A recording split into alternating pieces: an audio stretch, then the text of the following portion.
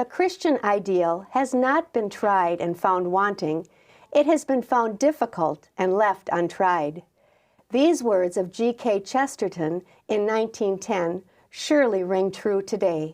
Stay with us. Catholic Parents Online is next.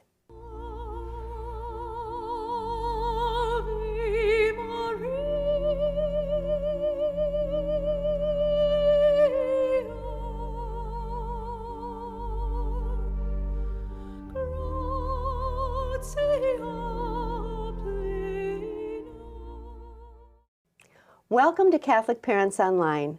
I'm your host, Colleen Perfect. One of the most respected Chesterton scholars in the world, Dale Ahlquist, is president of the American Chesterton Society and publisher of Gilbert magazine. He is known to many as the creator and host of the popular EWTN series, GK Chesterton, the Apostle of Common Sense, now in its 7th season.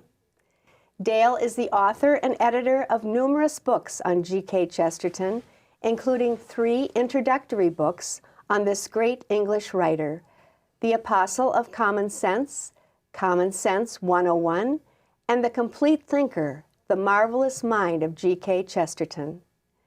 An internationally sought-after speaker, Dale delights audiences around the world with his variety of talks on G.K. Chesterton. He is also the co-founder of Chesterton Academy, a new high school in Minneapolis, Minnesota, and the executive producer of Man Alive, the first feature-length film based on a novel by G.K. Chesterton. Dale and his wife, Laura, live in the Twin Cities and have 6 children. Welcome, Dale. Colleen, great to be with you. Oh, I'm so honored to have you on our show. I've just been admiring you for years. Oh, thank you. I admire you too, so it's okay. Thank you for being a great supporter of CPO. It's a wonderful organization. Thank you. Well, Dale, to begin with an essay you wrote, it starts out, "Who is this guy, and why haven't I heard of him?" Who is this guy, and why haven't I heard of him? It's a line that someone once said when we were talking to him about Chesterton. The more we were explaining to him, he was finally going, "So, who is this guy, and why haven't I ever heard of him?" Exactly. And that became the title for the introductory essay, because Chesterton is this fabulous writer who, during his lifetime, was one of the most popular writers in the world. Everyone knew who G.K. Chesterton was during his lifetime, but his lifetime came to an end in 1936, and he basically just fell off the map. People stopped reading him. He used to be taught in schools, and they stopped teaching him, and a couple generations, pretty soon no one knew who he was anymore. So that's the why haven't I ever heard of him. But to answer the first part of that question, Chesterton was one of the most prolific writers who ever lived. He was an English journalist, but he also wrote novels, plays, poetry, detective fiction. His books cover all different genres, from history to theology to philosophy to social criticism and art criticism, and he wrote about everything. He was just an observer of life, and very popular because he was so witty, could spin a line very well, and was always in demand as a speaker and traveled around the world giving lectures. He had one great accomplishment after another as a literary figure, but the thing that stunned the whole world was in 1922 when he announced that he had become Catholic. And it surprised a lot of people because a lot of people already thought he was Catholic. Oh, sure. He was always defending the Catholic faith, and certainly was a Christian apologist, even though he wrote for a secular audience. But his announcement that he entered the church caught a lot of his literary colleagues off guard, because they didn't think he was ever going to do anything like that. His friend George Bernard Shaw fired off a letter to him saying, "Gilbert, this is going too far." Really? Yes. And so all of a sudden he went from being a great writer to being a Catholic writer, and that was suddenly the new adjective to describe G.K. Chesterton. And he still retained his popularity, but was tainted by his conversion. Tainted. Yeah. Okay. What is the mission of the American Chesterton Society, Dale? Well, since he disappeared, we're trying to bring him back in terms of get him to regain his popularity, because there was a reason why he was popular. He was telling the truth. People responded to it. He had a way of making people think, and his words ring as true today as when he first penned them over 100 years ago in some cases. And there's a simple mission that we say we're going to try to find as many ways as possible to expose as many people as possible to G.K. Chesterton, to his words and ideas, because when that happens, good things follow. For sure. So when and how did you discover him, and why are you so passionate about him? Well, Colleen, as I tell people, I started reading Chesterton like anybody else on my honeymoon. and like any good Baptist, I was honeymooning in Rome. That's so, like any good Baptist. Very interesting. And what Only else? Dale Ahlquist would do that. Right. And what else are you going to do on your honeymoon except read, right? That's right. Especially when you're in Rome. Course. There's really nothing else to do in Rome on your honeymoon. So I was reading, and I was reading G.K. Chesterton's book, The Everlasting Man, and we were there in May of 1981, the day the Pope was shot. You were? Yeah, on our honeymoon. Oh, wow. So that was an exciting time to be there. And I, as my wife tells people, I've been married to Chesterton as long as I've been married to her, and the three of us get along very well. That's great. Because I had I was drawn to Chesterton immediately, realizing that there'd been this great gap in my education and in my thinking. I'd never encountered a writer who put it all together the way Chesterton does. And he can bring so many different subjects, so many different disciplines, and make them all converge, and the truth just grabs you and just doesn't let go of you. And I was so shocked by that experience from an author. Dorothy L. Sayers, another great English writer, said the first time she read Chesterton, it was like a strong wind coming into the building and blowing out all the windows, because he has that kind of an effect. And so I just found as many books as I could after that. And early 1980s, Chesterton was largely out of print, so I would be going to used bookstores to dig up Chesterton titles. And I ended up doing a master's degree at Hamlin University. I did my thesis on Chesterton and just kept pursuing it, and finally realized that I wasn't going to let what happened to me happen to the next generation, because I had felt cheated, and people deserved to read this writer. And, good for you. And so I was going to start this American Chesterton Society. Along the way, Chesterton was starting to do a little work on me. He was getting me to start to think about the Catholic Church in a new light that I never had. And he just brought me right to the door of the church without me even being aware of it. And suddenly there I was, wanting to be Catholic. So you are a convert to the Catholic faith. I am indeed, thanks to the Holy Spirit and G.K. Chesterton. Yes. Yeah. Well, I can see how that would happen with him. Yes. And he continues to be a maker of converts. Is he? As I was going to ask you, has he brought about a lot of conversions? Yes. We actually started keeping a list a while ago, a list that I should have started earlier, because I kept hearing about people saying, I read Chesterton. He's really the one that got me thinking about the Catholic faith. And we have over 300 names on the list right now, and there's a few notable people on there. People from history, like actor Alec Guinness. Oh, really? Well, yeah, Chesterton was really the thing that spurred his conversion to the Catholic faith. Great. And we have some seminarians right here at the St. Paul Seminary, too, who are converts because they read Chesterton. Oh, wow. Yeah. That's really something. And there's some other good names on the list, too. Isn't that wonderful, how God works that way? It is. Well, Dale, while reading some of his works, I've discovered that he is truly prophetic. I mean, and so much of it is relevant to today. Can you talk about that? Well, yeah, Chesterton seems to be writing more even for now, the time we live, and then the time he lived in himself, and it's uncanny. He once described another writer as he saw what we see, only he saw it before it happened. And that seems to describe Chesterton himself, that he sees what we see, only he saw it before it happened, because he could see where things were leading. He could see the direction that society was going. In fact, he said over 100 years ago, we're learning to do a great many clever things. The next thing we're going to have to learn is not to do them. And he also could see that the world was sort of lining up in terms of where the Catholic Church stood, so that he said, the church is always going to be attacked because it's Catholic and always be defended because it's Catholic. And that there would be this great dividing line that would be formed by the Catholic Church. And he saw that either moving towards the church or you're moving away from it. And there's no being neutral about the Catholic Church. And that continues to be the case. That is so true. Yeah. What does it the Lord say? You can't be lukewarm. Yeah, you can't be lukewarm. Yeah, absolutely. And Chesterton was very prophetic about the attacks on the family.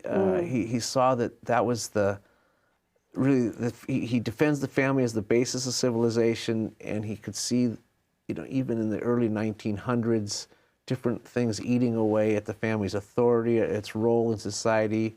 At that time, the big thing was divorce, the rise in divorce, but he also saw that things like the rise in birth control would undermine the family. He was very prophetic in his remarks on that. He said, birth control will lead to abortion, it will lead to infanticide, he said. Wow. Yeah. He was like Pope Paul. Yeah, Pope Paul was 60 years before Pope Paul VI said it. That's right. Yeah. Wow. Yeah.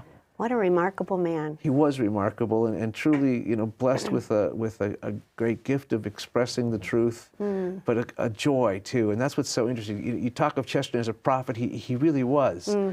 But prophets tend to have the reputation of being gloomy and talking about bad things. And Chesterton, even though he's telling us that bad things will happen, he's saying, you have to repent, you have to change. That's what the prophet's message always is turn around. Right. And change your life and change the way things are happening.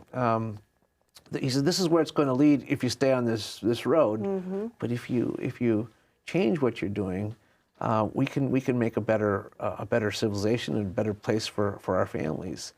And he's always telling us that there's joy, there's hope, and that's the thing we have to share, is the great joy that is in us.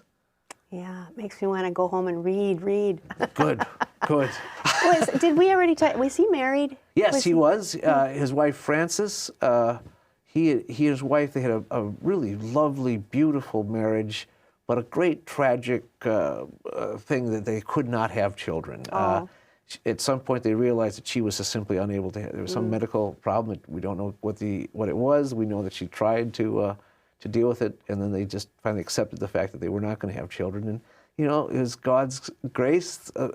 Somehow he was not supposed to have children, but he always wanted to have children around him. So even when they realized they were going to be childless, they filled their house with other people's children.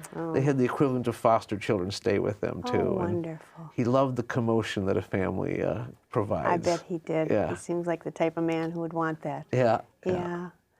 Well, how do people start getting to know this man, and how do they start reading? I mean, I know you have some introductory books. Yeah, and it's one of those things where it sounds a little self-serving when I say the way to start reading Chesterton is to read the books that I wrote about Chesterton. But you've been there and done that, so you know. I mean, when people used to ask me, what's the first book to read by Chesterton, I would always be unsatisfied with whatever answer I gave them, because I'd say it's always helpful to read even this book before this book, and you can only go back so far. And so the reason I wrote those books was really to kind of open the door and get people into that great world of Chesterton. Excellent. And so they are designed to ease people in. And so The Apostle of Common Sense is an overview of some of his most important books. That's the first book I wrote on Chesterton. And then Common Sense 101 is sort of a Chesterton by theme, the different main ideas he writes about. And then my most recent book, The Complete Thinker, is sort of this is how integrated thinking looks like. And they're all very good introductory books and filled with Chesterton's own words. It's really me dodging between what he has to say. And then you're ready to pick up either the Father Brown stories or Orthodoxy, Everlasting Man, his works on philosophy and the saints. You're ready for anything after that. Sure. Now, Father Brown. Now, those were the Father Brown Mysteries. Yes. Was that when I was young? What year were those written in, or were they out in circulation? Yeah, those actually have always been in print ever since those books came out. 1912 would have been the first. Okay. Way before I was born. Only slightly, right? Yeah, and so we those books were always popular, and. But I bet my dad read those. I remember hearing about those.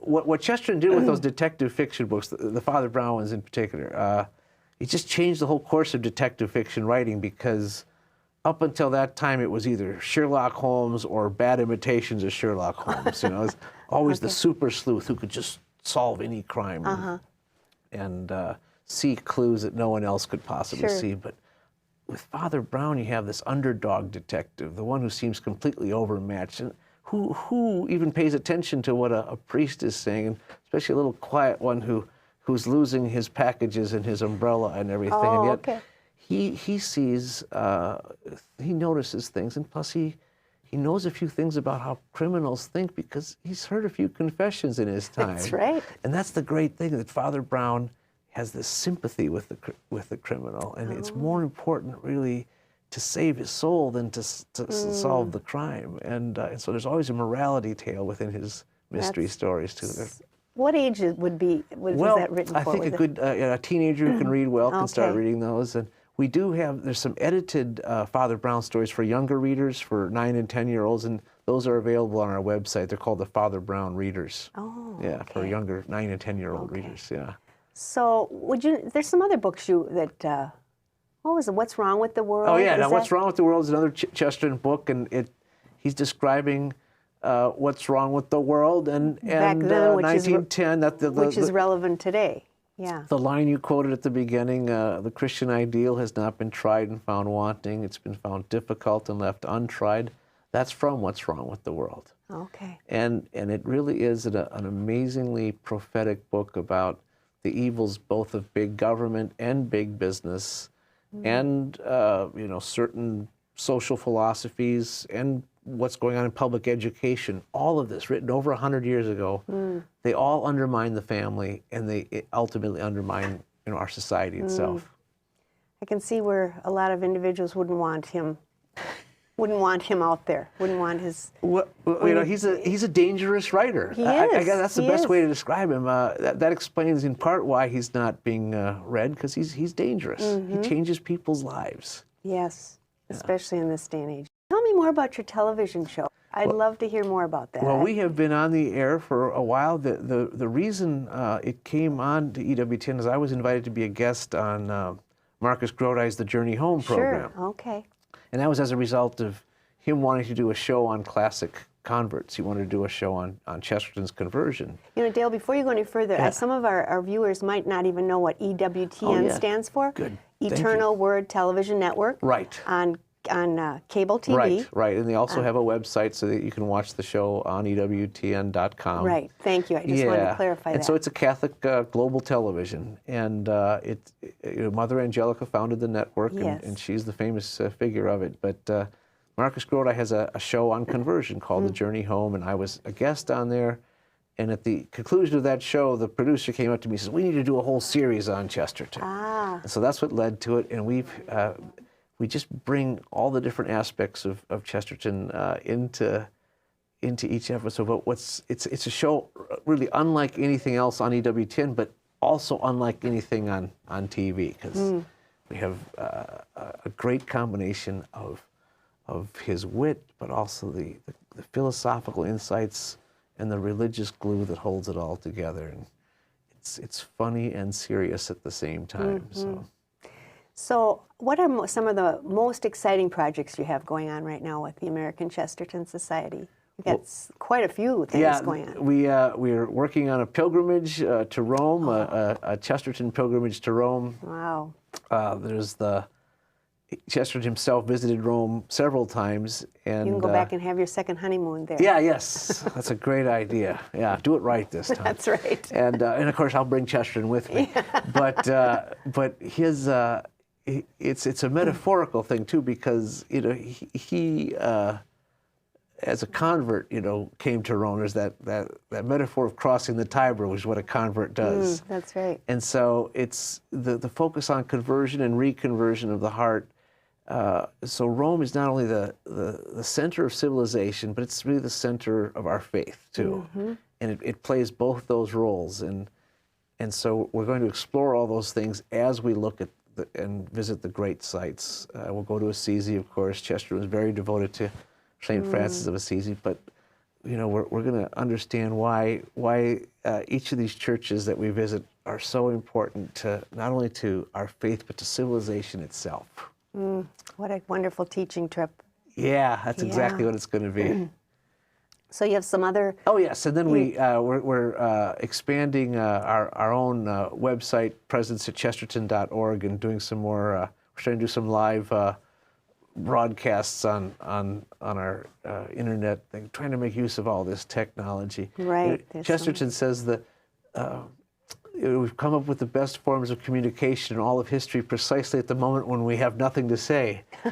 And That's right. It's terrible how much this used to be the great criticism of television, that there's it has this great way of communicating with people and there's nothing on it, it's empty. Well, now the internet's turning into the same thing as just a very high-tech cesspool. And to be able to use these technologies for good and to bring the truth and to evangelize through them, that's what we're going to try to take advantage of every aspect we can. And then Gilbert Magazine it's the best magazine in the world, Colleen. And I bet it is. It continues to have a good following. It's kind of a lively romp through religion and politics and art with a nice Chestertonian perspective and chock full of those great Chesterton quotes. And then, as you know, I had a hand in starting this new high school, Chesterton Academy, and that has been a form of evangelization as well. But we're also looking forward to getting our movie distributed. We've produced it, Man Alive, based on a Chesterton novel, and hopefully that'll be in distribution soon. There's a few little tweaks we're trying to make to it, but a delightful, wonderful film about a character named Innocent Smith who looks to be guilty of attempted murder and multiple adultery and burglary and all these other crimes, except his name is Innocent Smith, and he also does appear to be innocent of these crimes that he's also guilty of. And if you want to figure out why that is, well, then you're going to have to probably see the movie. Okay. That's a real, that makes me want to see it, that's for sure. And then, we're publishing some of our own books now. Chesterton's ideas on social teaching, on Catholic social teaching, are really starting to come to the forefront again, because people are so distressed with both the extremism on both ends of the political and economic spectrum that are just not satisfying their needs and their their intellectual needs. And so there is his argument is that the Catholic social teaching really provides a solution to our economic and social woes. And the church has those answers, and we're trying to bring those out through Chesterton's perspective. Yeah, the truth just really shines through him, doesn't it? It does. He's an intuitive sense of the truth. People are seeking the truth. Yes, they're hungry for it. Yes. And Chester really does fill a hunger, I think. Yeah, and I have the great privilege, Colleen, of getting emails from people all over the world who've discovered Chesterton, and they said this was the gap. I needed someone who could put it together and explain the faith with that much joy and charity and goodness, but also the great use of the language.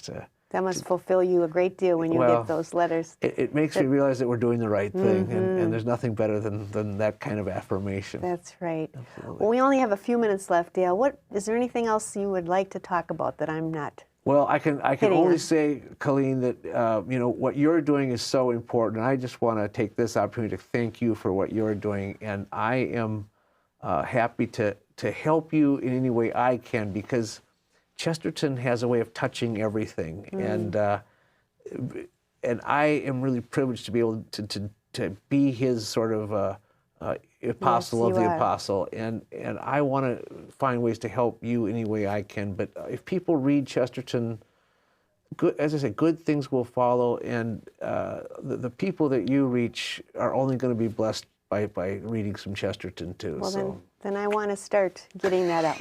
And especially for young people, to whet their appetite. Kids nowadays, you know how that is. They're on the internet, they have the iPads, the smartphones, everything. Everything has to be boom, boom, boom.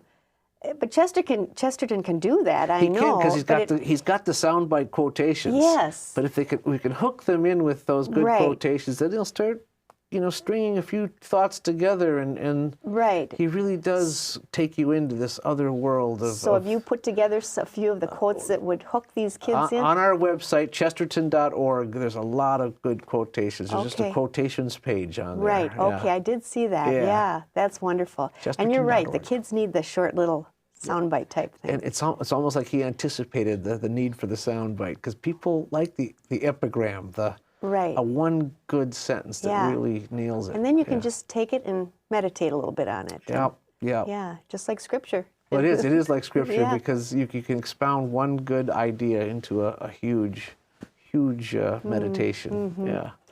Well, Dale, like I say, we just have a minute left. So maybe Well- a couple quotes, some of the top. Oh, how about Most popular- the Bible tells us to love our neighbors and to love our enemies, generally because they're the same person. Ah, Yeah. very good. And the world will not argue about what is evil. They'll argue about which evils are excusable. Oh, see, those are so great to just stop and think. You almost have to repeat them a couple times. Yeah, so that, they are like that. Mm-hmm. And of course, one of my favorites, it's not always wrong to go down to the lowest promontory and look down on hell. It's when you look up at hell that a serious miscalculation has probably been made. that's great. I love it. I hadn't heard that one. Hey, I got a million of them. I bet you do. I bet you do. Well, I just want to thank you so much. Thank you Oh, again my for privilege. coming. God God bless bless you. I'll keep you in my prayers for your wonderful work, Dale. Thank you, Colleen. Thanks to Dale Ahlquist and the American Chesterton Society, our families are now being introduced to a remarkable man who, even though he lived in the 20th century, had his finger on the pulse of today. You can learn more about GK Chesterton by going to www.chesterton.org. Stay tuned for helpful resources at the end of this program. If you missed part of our show, you can view it anytime on our website at catholicparents.org. Thanks for watching, and God bless you and yours.